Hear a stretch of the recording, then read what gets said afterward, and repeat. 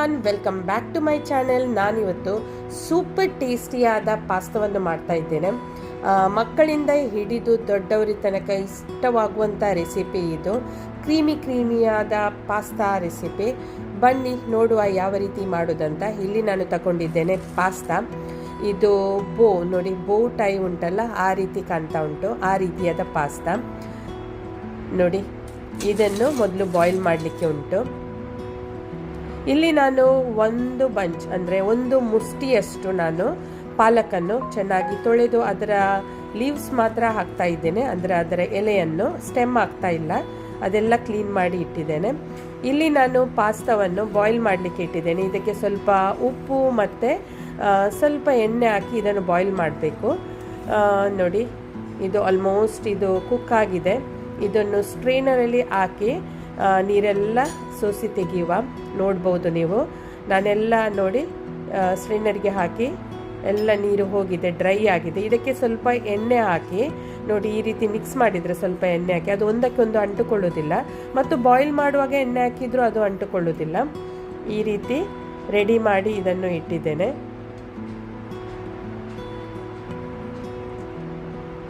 ನೋಡಿ, ಇದು ಒಂದಕ್ಕೊಂದು ಅಂಟುಕೊಳ್ಳೋದಿಲ್ಲ. ಎಣ್ಣೆ ಹಾಕಬೇಕು, ಸ್ವಲ್ಪ ಎಣ್ಣೆ ಹಾಕಿದರೆ ಸಾಕು.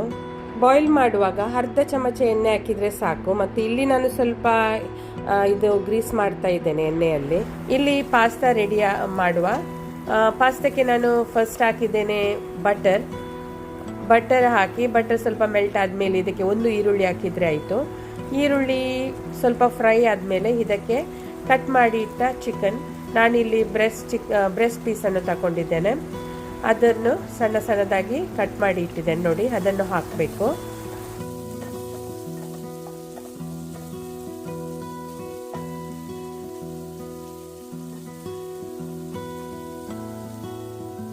ಇಲ್ಲಿ ರುಚಿಗೆ ತಕ್ಕಷ್ಟು ಉಪ್ಪು ಹಾಕುವ.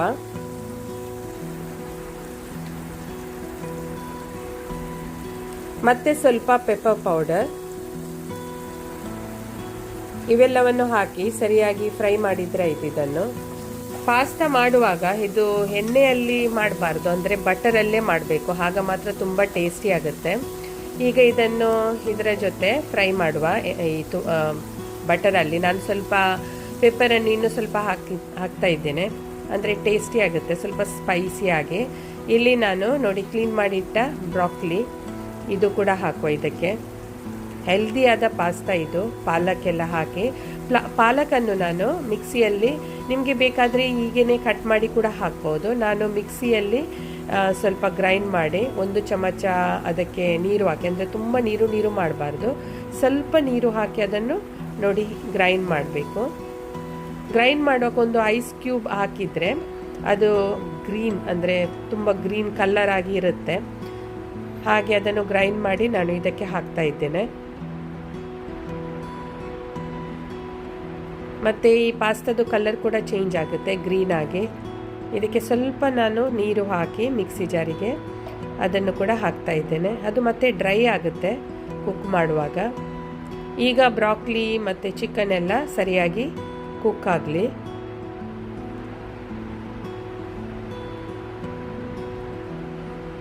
ಈಗ ನಾನು ಸ್ವಲ್ಪ ಕಾರ್ನನ್ನು ಹಾಕ್ತಾ ಇದ್ದೇನೆ, 1 ಟೇಬಲ್ ಸ್ಪೂನ್ ಅಷ್ಟು. ನಿಮಗೆ ಬೇರೆ ವೆಜ್ಜೀಸ್ ಕೂಡ ಹಾಕ್ಬೋದು ಇದಕ್ಕೆ. ಮತ್ತು ಇಲ್ಲಿ ಬೆಲ್ ಪೆಪ್ಪರ್, ಅಂದರೆ ಕ್ಯಾಪ್ಸಿಕಮ್, ನಾನು ರೆಡ್ಡಲ್ಲಿ ಹಾಕ್ತಾ ಇದ್ದೇನೆ.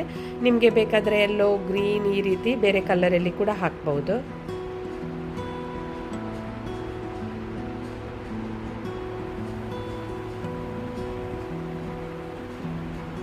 ಈಗ ನಾನು ಬೇಯಿಸಿ ಇಟ್ಟ ಪಾಸ್ತಾವನ್ನು ಇದಕ್ಕೆ ಹಾಕ್ತಾ ಇದ್ದೇನೆ. ಎಲ್ಲ ವೆಜ್ಜೀಸ್ ಸರಿಯಾಗಿ ಕುಕ್ ಆದಮೇಲೆ ಈ ಪಾಸ್ತಾ ಹಾಕಿದರೆ ಆಯಿತು.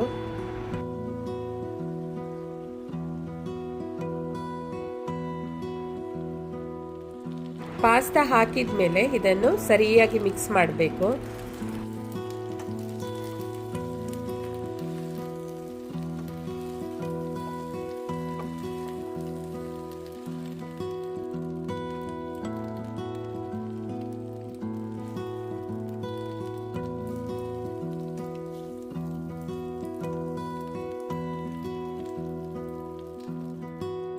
ಇಲ್ಲಿ ನಾನು ಇನ್ನು ಸ್ವಲ್ಪ ಪೆಪ್ಪರ್ ಪೌಡರನ್ನು ಸ್ಪ್ರಿಂಕಲ್ ಮಾಡ್ತಾ ಇದ್ದೇನೆ.